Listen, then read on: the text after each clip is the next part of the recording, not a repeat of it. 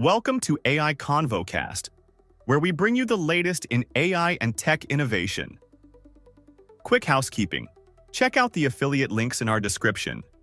Using them supports the show, and please don't forget to rate, review, and share if you like what you hear. Let's jump right in. Welcome to the deep dive. Today, based on the sources you shared, we're really digging into how artificial intelligence is being used for social good. That's right. We've got quite a collection here, articles, research, all highlighting AI tackling some pretty big global challenges. Our aim is basically to pull out the most compelling stuff, the key examples, and show the positive side of this tech. Absolutely. And, there's so much noise around AI, it can be overwhelming. For sure. So yeah, this deep dive is about cutting through that, focusing on what's genuinely interesting and, impactful in terms of positive change. Great. So let's jump right in. First up, AI and protecting the planet. The sources suggest this is a really growing area, right? Oh, definitely. It's gaining a lot of traction, and the applications are surprisingly diverse. Like what? Well, take Google's recent moves. Back in March 2025, they kicked off a startup accelerator just for AI in nature protection. Okay. And alongside that, a $3 million investment in Brazilian nonprofits focused on biodiversity. That's, serious commitment. And they also released something called SpeciesNet. What's the story there? Right, SpeciesNet. It's basically an open source AI model. It looks at photos from camera traps, those cameras researchers leave out in the wild. Yeah. And it identifies the animal species in the photos. Think about conservationists trying to track wildlife. This could be massive for them. So it automates that whole process of sorting through thousands of images. Exactly. It's not just about speed, though. It's the scale. Imagine tracking biodiversity trends over time across huge areas. That kind of data gathering was just incredibly difficult before. Right. Frees up their time for actual conservation work. Precisely. It gives them a faster, clearer picture of what's happening, which is, fundamental for protecting those species effectively. Yeah, that makes sense. It really underlines how AI can boost efficiency in environmental monitoring. And I saw mention of an event, AI for Earth and Climate, coming up on April 15th. Yes, that's one to watch. Could see more announcements or discussions about exactly these kinds of applications. It feels like a space with real momentum. Okay, so connecting this to the broader picture of climate resilience. Yeah, AI's role is expanding there too. Look at the Bagwan AI weather model. This thing generates forecasts that are incredibly specific, hyper-local, they call it. As specific. Down to a 1-kilometer grid, and it predicts conditions up to 10 days ahead. Wow, 1 kilometer? That's granular. How is that actually used? Well, think wildfires. It's been used in places like Hollywood for prediction, helping anticipate risk, or flood modeling.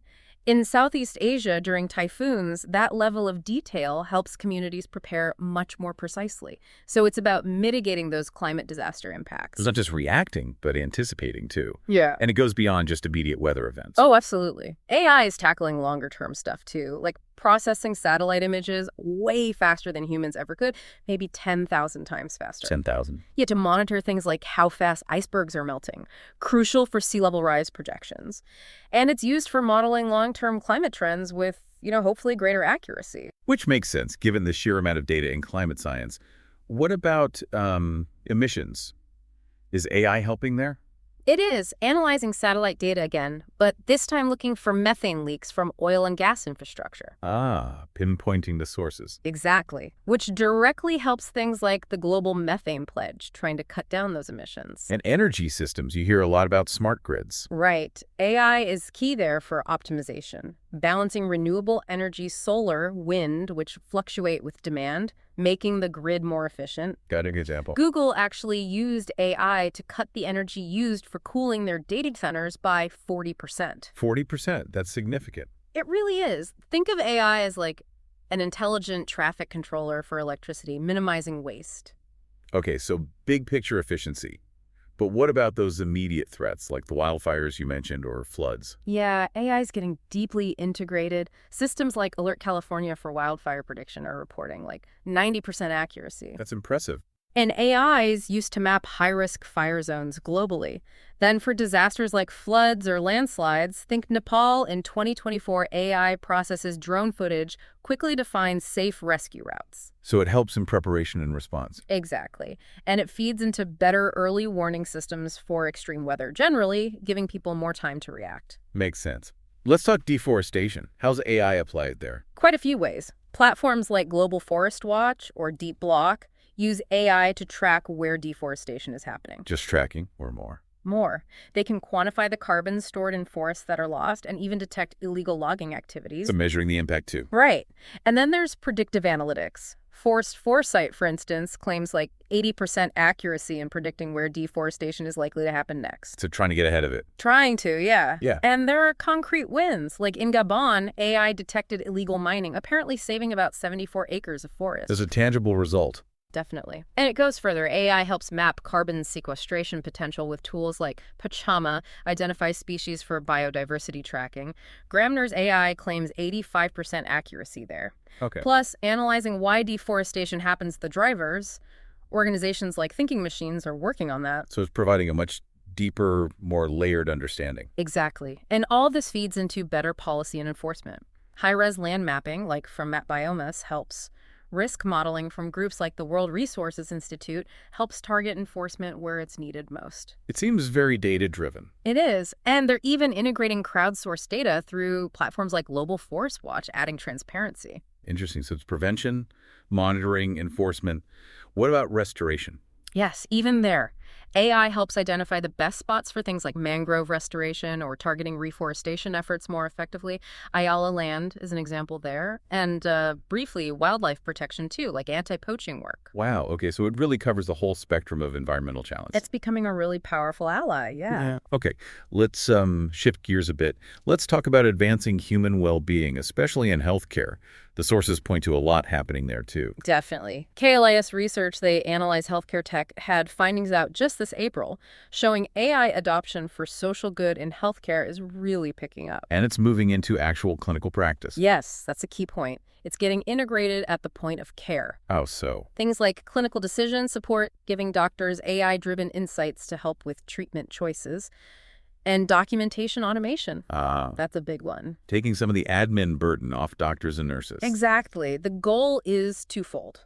Better patient outcomes and more efficient healthcare operations overall. So it's becoming less theoretical, more practical. That's what the KLAS research suggests. AI is maturing, especially in larger hospitals.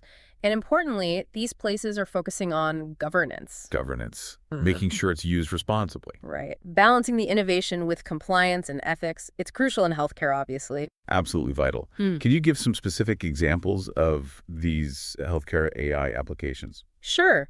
AI analytics are being used for patient engagement, trying to personalize care, improve follow-through on treatments. Okay. AI analysis of medical images is another big one, helping with faster, maybe more accurate diagnoses. And generative AI, things like ambient speech tools. What do those do? They listen to doctor-patient conversations and automatically generate summaries or notes, again, reducing that documentation time. That could free up a lot of time. Potentially, yeah. The KLAS study, by the way, had input from quite a few people, but it was mostly executives and managers reporting direct AI use. Interesting. So impacting care and admin. Yeah. Are there specific conditions where AI is making a difference? Yes. Pana AI is a compelling example. It's showing promise in detecting pancreatic cancer earlier and potentially at lower cost. Pancreatic cancer?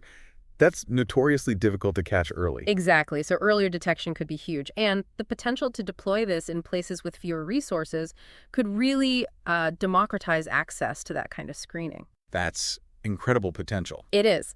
And then there's drug discovery. Generative AI is helping speed up the search for treatments for diseases like Alzheimer's or rare genetic disorders, really complex challenges. Okay, so significant potential in healthcare. What about other areas impacting well-being, like education or equity? Also seeing movement there. Nonprofits are using AI-driven personalized learning tools.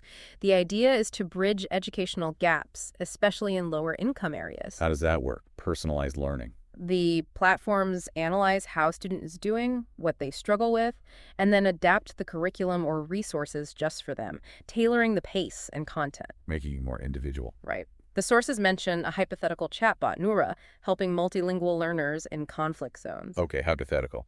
But there are real examples, too, like Khan Academy's Konigo. It's an AI tutor, works in over 20 languages, and it adapts to how each student learns. That kind of tailored support sounds incredibly valuable for equity. It could be, yeah.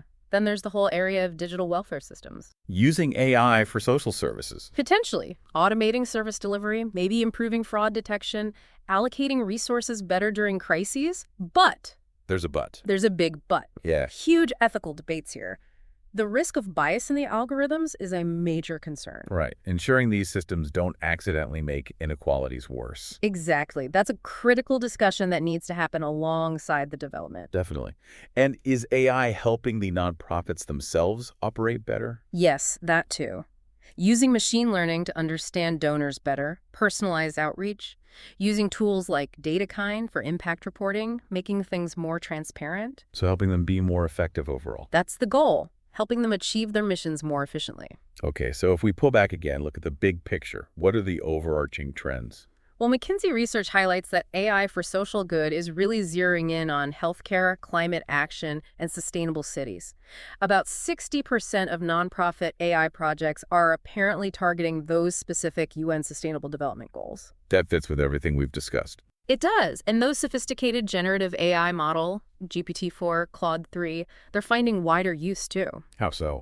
Helping nonprofits with grant writing, drafting communications during crises, providing multilingual support, essentially amplifying their capacity. And collaboration seems key. Very much so. Frameworks are emerging, like that IJCAI 2025 special track, really pushing for partnerships between the AI tech folks and the people working on the ground, the domain experts. To make sure the solutions actually work in the real world. Exactly. Practical, relevant impact. That's the focus. So let's try to synthesize this. What are the main takeaways from this deep dive? I think the big one is that AI is clearly moving beyond hype in the social good space. It's becoming a genuinely powerful, versatile tool. Right. We've seen concrete examples across the board: environment, climate, health, education, equity. These aren't just future dreams. They're real applications starting to show tangible results and positive potential. Absolutely. And hopefully this dive into the sources has provided a clearer picture of these trends and what they mean, sort of cutting through some of the noise. Yeah, offering a shortcut to the key developments. Okay, so that brings us to a final thought, something for our listeners to chew on. Right. As AI keeps evolving at this incredible pace, how do we individuals, communities, globally make sure its development and use really serve the common good? Yeah, how do we steer it effectively? And how do we ensure it tackles global inequalities ethically, responsibly? What role can each of us play in shaping this future? A big question, and definitely one worth thinking about. Thank you for listening to AI Convo Cast. Please don't forget to rate, review, and share if you like what you hear. Thanks and hope to see you again next time.